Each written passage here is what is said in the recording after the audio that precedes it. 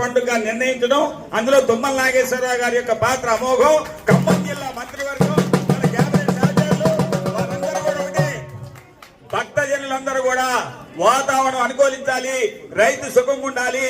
ఆయన రైతు బిడ్డ, వ్యవసాయ శాఖ మంత్రి, అందువల్ల సుభిక్షంగా రాష్ట్రం మొత్తం ఉండాలి, వైశ్యుల ఆదరణ ఉండాలి. వైశ్యమాత కాదు ఆమె విశ్వమాత అని చెప్పి ఒక రకమైనటువంటి పండుగ వాతావరణాన్ని డిక్లేర్ చేసినటువంటి ప్రభుత్వం అది. దయచేసి భక్త కోటి అందరూ కూడా మీరు వారి సందేశంగానే హర్షధ్వానాలు వెలిగించాల్సిందిగా తెలియజేసుకున్నాను. జై వాసవి.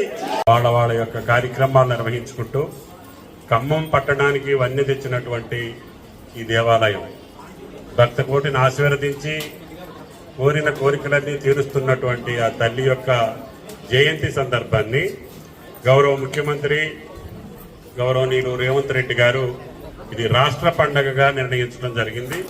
ఆ పండగ సందర్భంగా రాష్ట్ర ప్రభుత్వం ప్రకటించినటువంటి రాష్ట్ర పండుగని విజయవంతంగా దిగ్విజయంగా భక్తి శ్రద్ధలతోటి ఈ పూజా కార్యక్రమాలు నిర్వహించి ఈ యొక్క సమాజం, అదేవిధంగా మన రాష్ట్రం, మన దేశం సుభిక్షంగా ఉండాలని, అందరం సుఖ సంతోషాలతో ఉండాలని, ఆ తల్లి కటాక్షం అందరికీ ఉండాలని చెప్పి ప్రార్థిస్తూ ఈ యొక్క ఆహ్వానాన్ని అవకాశం తీసుకొని పాల్గొనేటటువంటి అవకాశం ఇచ్చిన మేడచెరువు గారికి, కమిటీ సభ్యులకి, భక్త కోటికి ఆ మహాతల్లి అనుగ్రహం ఉండాలని చెప్పి ప్రార్థిస్తూ అందరికీ నమస్కారం. Thank you.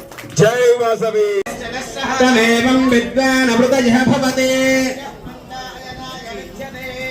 సర్వమంగళ మాంగళ్యే శివే సర్వార్థసాధకే